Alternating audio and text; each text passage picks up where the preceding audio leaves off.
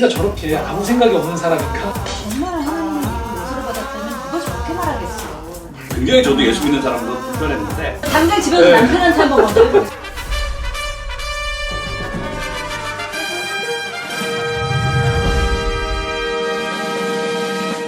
안녕하세요. 시네마 브런치. 오늘은 이렇게 새롭게 리노베이션 된 공간에서 저희가 새롭게 또 출발을 합니다. 오늘 또 새롭게 저희가 한 번도 한국 영화를 다뤄본 적이 지금까지 없는데 그렇죠.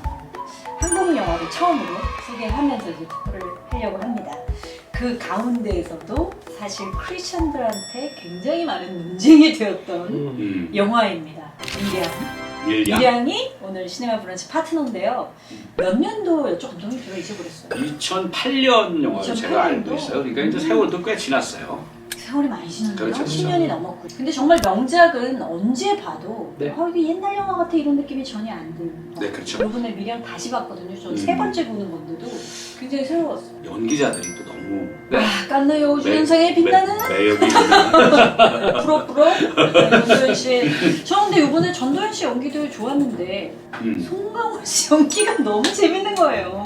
저도 이 영화에서 송강호 씨 연기가 제가 봤던 모든 송강호 씨가 출연한 영화 중에서 이 영화에서 연기가 제일 아 좋았던 그래요? 것 같아요. 제가 잘 못 네, 보네요. 네. 마지막에 가서 정말 그 존재감이 이분이 주인공이었구나라는 생각이 들게 만드는 네네. 부분이 있었고요. 밀양의 뜻 이제 영화 초반부에 나오죠. 네.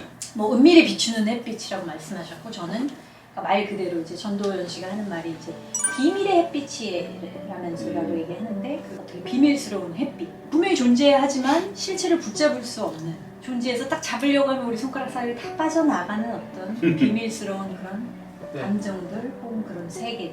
만일 그게 상실감이라면 이제 주인공 신혜처럼 상실감이라면 그것 때문에 고통을 받게 되고 만일 그게 어떤 희망이라면 영화 속에 등장하는 어떤 종교적인 희망 신앙적인 희망이라면 우리는 그것에 또 매달리게 되고 이런 또 양가적인 어떤 그런 비밀스러운 세계를 다루고 있는 게 아닌가라는 생각이 들었어요. 근데 이 영화가 특별히 논란이 됐던 부분이 어떤 부분이죠? 목사님? 네. 거기서 비춰지는 기독교인들의 모습이 좀 불편하죠. 근데 이제 왜 불편하냐면 이게 참 아이러니한데 뭔가를 들킨 듯한 또는 뭔가 저게 우리를 왜곡한 거 아닌가라는 생각들이 드는 지점. 근데 뭐라고 얘기할 수 없는 그 지점들이 분명히 있는 거죠. 그리고 또 하나는 이제 용서라는 주제에 대한 그 접근법. 우리는 하나님 앞에서 용서받았다는 그 주제를 접근하는 태도, 그 이야기들. 우리가 보통 용서 또 구원 그러면 굉장히 선물이라고 생각하는데 선물이 아닌 도리어 그 여주인공 슬픔을 당한 사람한테는 폭력이 될 수 있다는 그 장면이 좀 충격적인 거죠. 그렇죠. 네. 우리가 그 누구를 위로할 때 우리가 또 예수 믿는 사람들이 그런 거 쉽게 잘하는 것 같아요. 예수를 믿으니까 그냥 무심코 얘기하는 거예요. 그래 잘 될 거야. 주님이 다 지켜주실 거야. 근데 그 말하는 태도에 과연 진심이 담겨 있냐라는 거죠, 그죠? 위로하는 마음도 있겠죠, 당연히. 아예 없다는 건 아니고. 근데 너무 이렇게 좀 관습적으로 좀 하고 있고. 또 영화 뒤에 가면은 그 약사가 교회 장로인데 주인공인 그 신의 유혹을 받아서 부적절한 그 남녀 관계를 막 맺으려고 하는 그 장면이 있어요.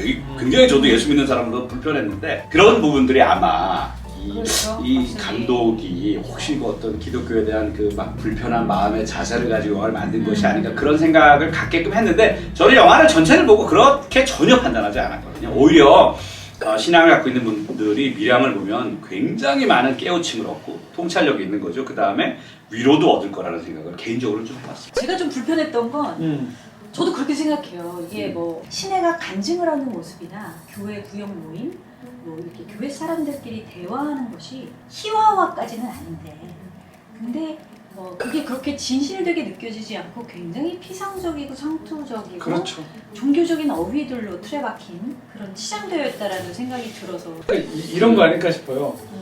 이창동 감독님 영화를 보고 있으면 주인공들, 크리스찬들이 대체로 아니죠. 이 사람들에 대해서는 굉장히 입체적인데 영화 속에 등장하는 크리스찬들의 모습이나 목회자들의 모습이 대체로 평면적인 거죠. 평면적이라는 건 그렇죠. 무심한 거죠.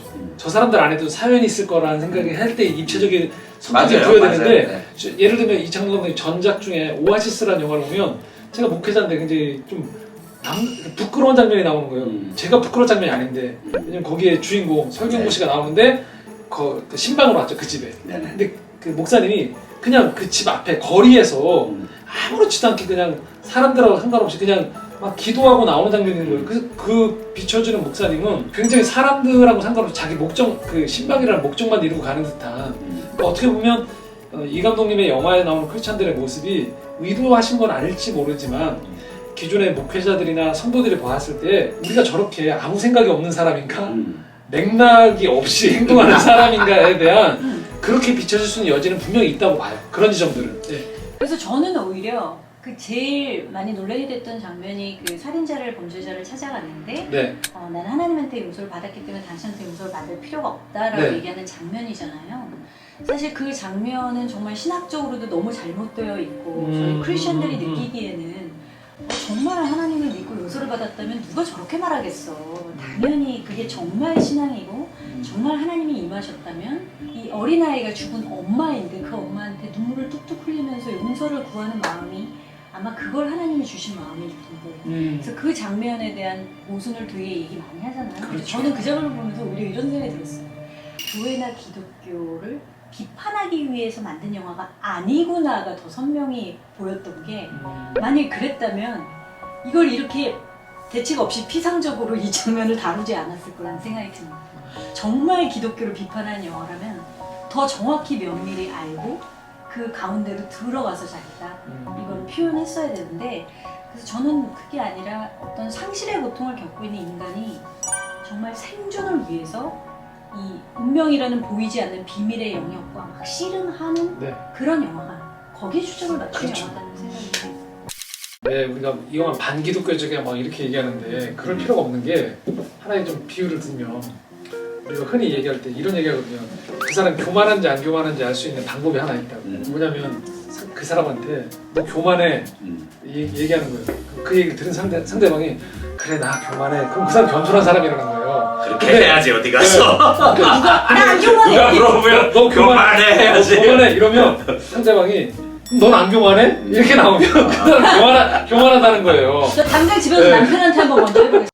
근데 만약에 이 영화를 봤을 때 우리의 좀 부족한 모습들 누군가가 이게 영화를 통해서 크리스찬들의 그 외형적 모습을 보면서 당신은 이렇지 않아요 했을 때 우리가 정말 신앙이 되면 아 그래 우리가 공감하지 못했던 면들이 있는 것 같아요 라고 하면 차라리 이 영화는 반기독교적인 영화라기보다 오히려 우리가 성찰하면서 성숙해 나아갈 수 있는 아주 좋은 그릇의 영화가 될 수 있는 것 같아요. 근데 갑자기 발끈하면서 그럼 완벽한 사람이 어디 있어요 그러면서 막 뭔가 대꾸를 할 때 우리는 오히려 이 영화를 제대로 좀 받아들이면서 좋은 우리에게 성찰이 될 수 있고 인생을 바라보는 또 다른 문이 열릴 수 있는데 그걸 닫아버리는 게 안 될까라는 생각들을 한번 가져봅니다. 이에 대해서 기독교에서 비판적이냐 아니냐 이게 중요한 게 아니고 그건 굉장히 좀 작은 범위의 고민이고 더 넓은 범위에서 보면 신앙적으로 결국은 이 문제 고통과 결국은 회복, 용서 이런 것들에 대한 이야기가 아닌가.